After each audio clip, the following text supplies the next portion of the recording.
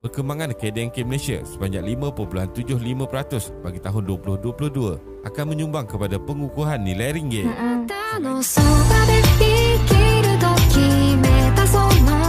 Halo teman-teman semua, Assalamualaikum warahmatullahi wabarakatuh. Apa kabarnya nih teman-teman semua? Semoga sehat selalu ya. Dan kembali lagi bersama aku Rizky. Tentunya kali ini kita mau melanjutin requestan dari teman-teman semua. Jadi ini ada berita, info yang baru aku tahu juga. Jadi kemarin-kemarin itu juga aku ngecek perkembangan gimana sih income ya. Itu kan kelihatan ya, kalau kita sebagai YouTuber itu kelihatan mata uang di negara masing-masing itu naik atau turun, itu tuh sangat-sangat kelihatan. Sangat-sangat nampak sekali ya teman-teman ya. Jadi judul di video ini, kenapa mata uang ringgit Malaysia jatuh? Nah, kita bisa belajar dari video ini dan bagaimana isi dari video ini. Nanti kita bisa komentarin di belakang dan kita bisa istilahnya tahulah, paham bagaimana ini bisa terjadi. Langsung aja kita nonton videonya ya.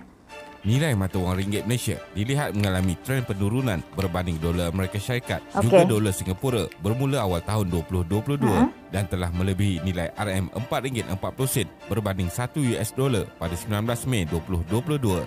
Sebelum ini, nilai ringgit paling rendah dicatatkan ialah RM4.447 berbanding 1 US dollar pada 20 Mac 2020 selepas COVID-19 diiktiraf sebagai pandemik global oleh WHO. Nilai mata wang utama lain termasuk yen, euro, pound dan yuan juga telah menurun berbanding dolar Amerika Syarikat. Akan tetapi, ringgit adalah mata wang yang mengalami penurunan paling besar antara negara-negara di Asia Tenggara, iaitu sebanyak 4.74% sejak awal tahun 2022. Jadi, dalam video kali ini, kita akan melihat kenapa nilai ringgit Malaysia mengalami penyusutan dan kesannya. Teruskan menonton. I see. Kelembapan ekonomi China. Selain negara-negara ASEAN, China adalah negara rakan dagangan terbesar Malaysia untuk 12 tahun berturut-turut dengan nilai ekspor sebanyak 16.2% pada tahun 2020. Nilai ekspor ke China bersamaan kira-kira 12.4% daripada nilai KDNK Malaysia berbanding ke Indonesia sebanyak 3.8% dan Thailand sebanyak 0.7%. Pada bulan Mac 2022 sahaja, nilai ekspor ke China meningkat sebanyak 10.7% iaitu RM17.79 bilion disokong oleh pengeluaran produk elektrik dan elektronik, minyak sawit dan pertanian dari Malaysia. Polisi sifar COVID yang dilaksanakan oleh kerajaan China menyebabkan KDNK negara kedua terbesar dunia itu jatuh di bawah sasaran awal daripada 4.8% kepada 4.3%. Penyusutan pertumbuhan ekonomi China sebanyak 1% ya, pasti ada dampaknya ya. 0.3% hingga 0.5% KDNK Malaysia. Penutupan pusat ekonomi di Shanghai dan Guangzhou bermula April 2022 mengganggu rantaian bekalan global dengan kapal kontena turut tersekat di pelabuhan paling sibuk di dunia. Penganalisis melihat polisi sifar COVID yang memerlukan ujian yang luas, penutupan penuh dan kuarantin akan menyebabkan ekonomi China turut perlahan bagi beberapa bulan yang akan datang. Pada awal bulan Mei 2022, Presiden Xi Jinping turut memberi kepastian akan terus komited dengan polisi sifar COVID ini. Kadar inflasi. Kadar inflasi naik apabila harga barangan dan perkhidmatan semakin mahal. Dalam pada masa yang sama, berlaku penurunan nilai mata wang. Sewaktu inflasi, lebihan tunai berlaku dalam pasaran apabila kadar faedah bank yang rendah mengurangkan kos pinjaman. Beberapa pakej rangsangan kerajaan serta pengeluaran KWSP membolehkan rakyat banyak berbelanja menyebabkan penawaran barangan tidak mampu memenuhi permintaan. Oleh itu, kenaikan harga berlaku. Juga nilai mata wang tersebut akan menyusut berbanding mata wang asing. Kadar inflasi pada tahun 2021 ialah 2.5%, membawa maksud bahawa perbelanjaan purata individu telah meningkat pada kadar 2.5% sepanjang tempoh setahun, yang sebelumnya pada tahun 2020 kadar inflasi adalah negatif 1.2%. Bank Negara Malaysia mengunjurkan kadar inflasi sebanyak 2.2% hingga 3.2% untuk tahun 2022. Contohnya, roti canai yang dijual pada harga 70 sen sekeping pada 5 tahun lepas kini dijual pada harga RM1.20 hingga RM1.70 sekeping. Harga seguni tepung gandum seberat 25 kg sebelum ini dijual pada harga RM45, kini berharga RM65 menyebabkan peniaga terpaksa menaikkan lagi harga jualan makanan selepas ini. Dasar monetary di Amerika Syarikat.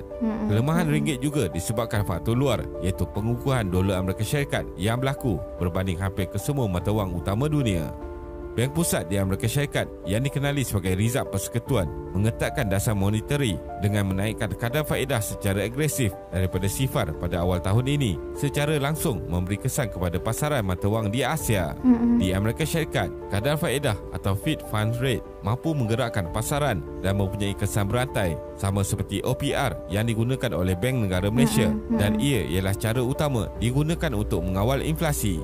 Secara asasnya, kadar faedah bank yang rendah membantu merancangkan ekonomi kerana kos pinjaman yang mampu dibayar menyebabkan lebihan wang dalam ekonomi.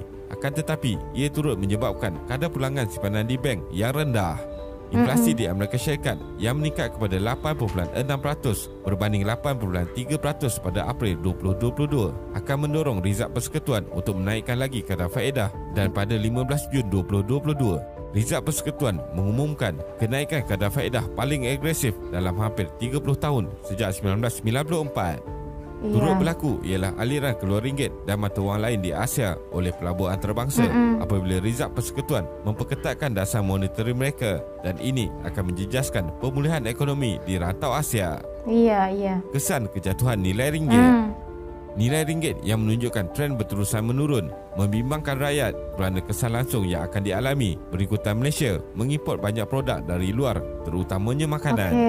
Pada tahun 2021, Malaysia mengimport sebanyak RM51.4 bilion produk makanan berbanding jumlah ekspor sebanyak RM38.7 bilion.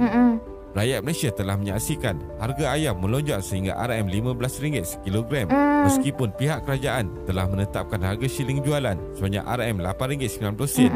Ini kerana sebahagian besar sumber makanan ayam diimport dari luar melonjak harga daripada RM500 satu tan kepada RM1900 satu tan, yang kebanyakannya diperbuat daripada biji red seperti jagung dan kacang soya. Rusia dan Ukraine yang masih berperang ketika ini adalah pengeksport 1/3 keperluan biji ring global. Menurut Gubernur Bank Negara Malaysia, Malaysia tidak akan menghadapi hyperinflasi kerana polisi kerajaan yang menetapkan harga shilling barangan keperluan dan subsidi diberi kepada bahan bakar pengangkutan. Nilai ekspor Malaysia juga adalah lebih banyak daripada import, dan Malaysia akan mempunyai lebihan akaun melebihi RM75 bilion untuk tahun 2022. Menteri Kewangan pula menyatakan kebimbangan pelabur asing ialah faktor sementara yang menyumbang kepada penyusutan nilai ringgit, dan apa yang lebih penting ialah asas kukuh dalam ekonomi Malaysia.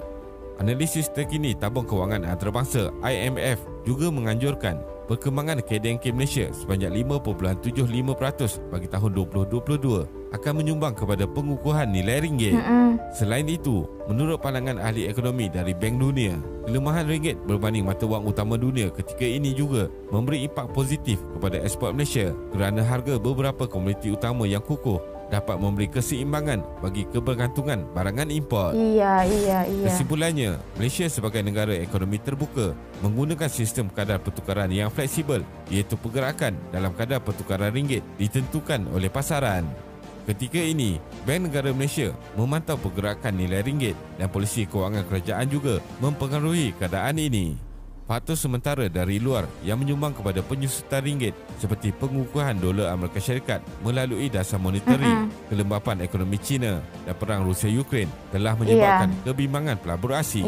Selain itu, faktor yang sangat penting ialah pengurusan fiskal kewangan yang baik oleh kerajaan dan politik yang stabil bagi menarik banyak pelabur asing ke Malaysia bagi pertumbuhan dan pemulihan ekonomi jangka panjang.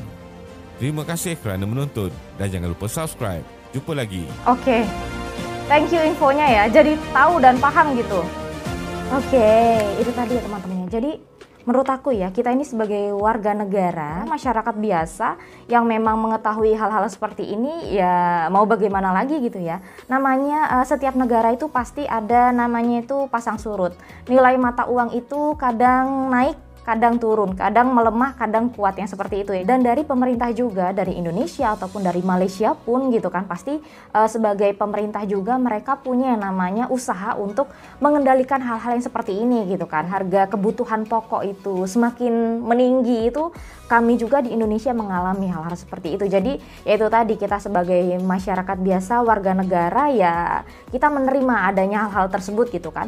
Tinggal pemerintah kita, pemerintah dari Indonesia, baik pun untuk teman-teman yang berada di Malaysia, pemerintah dari Malaysia juga itu bekerja keras dan berusaha untuk mengendalikan ini semua. Nah seperti itu, jadi kita sebagai warga negara yang baik ya mensiasati saja bagaimana caranya bisa mencukupi hal-hal tersebut, yaitu tadi ya teman-teman ya, kita udah dapat infonya ternyata seperti itu. Untuk teman-teman yang lebih tahu tentang info, karena teman-teman yang tinggal di Malaysia nih lebih tahu info lebih lanjut, bolehlah tulis di kolom komentar ya. Bagaimana berita tadi yang sudah disampaikan oleh APHD Channel tentunya, nanti teman-teman boleh menambahkan kalau ada informasi penting tentunya di kolom komentar. Dan kita sebagai warga negara yang baik berusaha semaksimal mungkin untuk menjaga stabilitas kehidupan kita masing-masing, dan tentu saja berdoa tentu saja ya teman-teman ya, untuk negara kita ke depannya lebih baik lagi. Oke teman-teman, demikian ya video kita kali ini. Aku akhiri dulu. Assalamualaikum warahmatullahi wabarakatuh. Sampai jumpa lagi di lain kesempatan. Bye bye, see you next time, bye.